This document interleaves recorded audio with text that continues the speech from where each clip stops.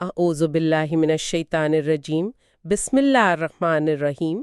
آج ہم سورۃ القمر کی روشنی میں قوم سمود کے قصے پر بات کریں گے۔ یہ صرف ایک تاریخی واقعہ نہیں ہے، بلکہ اس میں ہمارے لیے ایک بہت گہرا سبق ہے، خاص طور پر جب اللہ کی قائم کردہ مقدس حدود کو توڑا جاتا ہے۔ بالکل، اور ہمارا مقصد بھی یہی ہے کہ اس قصے کے ظاہری پہلو سے آگے بڑھ کر اس کی روح تک پہنچے۔ قرآن کا کمال یہی ہے کہ وہ کہانی کسی اور کی سناتا ہے، لیکن آئینہ دراصل ہمیں دکھا رہا ہوتا ہے۔ تو آج ہم یہی دیکھیں گے کہ سمود کی یہ داستان ہماری اپنی ذات کے لیے کیا معنی رکھتی ہے۔ اچھا، تو اسی سے شروع کرتے ہیں۔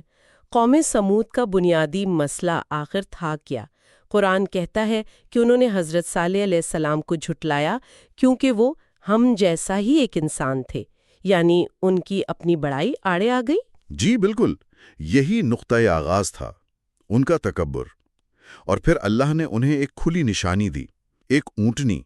یہ صرف ایک معجزہ نہیں تھا، یہ ایک آزمائش تھی، ایک مقدس حد تھی۔ آزمائش کس طرح سے؟ وہ جو پانی کی تقسیم کا معاہدہ تھا، ایک دن اونٹنی کے لیے، ایک دن قوم کے لیے، وہ دراصل نظم و ضبط اور عاجزی کا امتحان تھا کہ کیا وہ اپنے درمیان موجود اللہ کی ایک نشانی کا احترام کر پاتے ہیں یا نہیں۔ یہ بہت دلچسپ بات ہے، یعنی اونٹنی ان کے کردار کا پیمانہ تھی، لیکن ہم جانتے ہیں کہ انہوں نے اس حد کو توڑا، اور یہ کسی ایک شخص کا فعل نہیں تھا، ہے نا؟ یہ ایک اجتماعی سرکشی، اور اسی کا انجام بھی اجتماعی ہوا۔ قرآن کہتا ہے کہ ان پر ایک ہیبت ناک چیخ آئی، صیحۃً واحدہ، جس نے انہیں خشک روندی ہوئی باڑ کی طرح بکھیر دیا۔ ایک چیخ؟ جی، یہ کوئی عام آواز نہیں تھی، یہ ایک ایسی چیخ تھی جس نے ان کی حقیقت کو ہی توڑ پھوڑ دیا۔ اس سے یہ ظاہر ہوتا ہے کہ تکبر پر کھڑی تہذیب کتنی نازک ہوتی ہے۔ زوال ایک لمحے میں آیا۔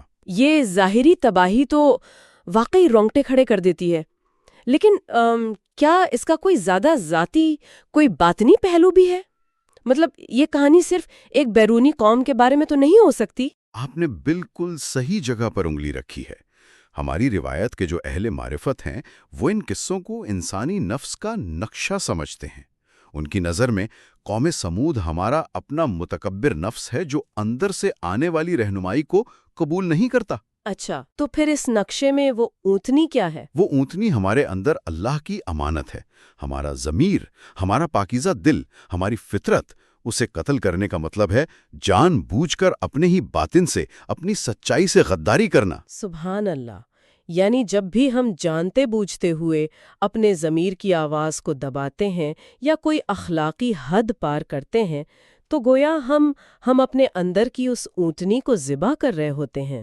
بالکل، اور وہ ایک چیخ اس اندرونی تباہی کی علامت ہے جو لمبے عرصے تک اپنے ضمیر کو نظر انداز کرنے کے بعد آتی ہے۔ یہ وہ لمحہ ہے جب خود فریبی کا سارا ڈھانچہ ایک ساتھ گر جاتا ہے۔ اسی لیے تو قرآن بار بار پوچھتا ہے کوئی نصیحت حاصل کرنے والا؟ یہ سوال ہمارے آج کے دل کے لیے ہے۔ تو اس ساری گفتگو سے عملی سبق کیا نکلتا ہے؟ کوئی سننے والا اپنی زندگی میں اس رہنمائی کو کیسے استعمال کر سکتا ہے؟ اس کا اطلاق ایک سوال سے شروع ہوتا ہے جو ہر شخص خود سے پوچھ سکتا ہے۔ میری اونٹنی کیا ہے؟ میرے اندر وہ کون سی مقدس امانت ہے جس کی حفاظت مجھے ہر حال میں کرنی ہے؟ وہ کون سی اخلاقی حدود ہیں جنہیں پار کرنا میری اپنی تباہی کا باعث بنے گا؟ اور یہ بہت اہم ہے کہ کچھ حدود پابندیاں نہیں ہوتیں، وہ ہماری اپنی حفاظت کے لیے ہوتی ہیں۔ سمود کی تباہی بھی تو ایک چھوٹی سی حد کو نظر انداز کرنے سے شروع ہوئی تھی۔ جی، اور یہ بھی سوچنے والی بات ہے کہ جب ایک مقدس حد ٹوٹتی ہے تو دوسری حدوں کا احترام بھی ختم ہو جاتا ہے۔ قرآن میں قوم سمود کے قصے کے فوراً بعد قوم لوط کا ذکر آتا ہے۔ یہ غور طلب ہے کہ ایک طرح کی سرکشی کس طرح دوسری قسم کے زوال کا دروازہ کھولتی ہے۔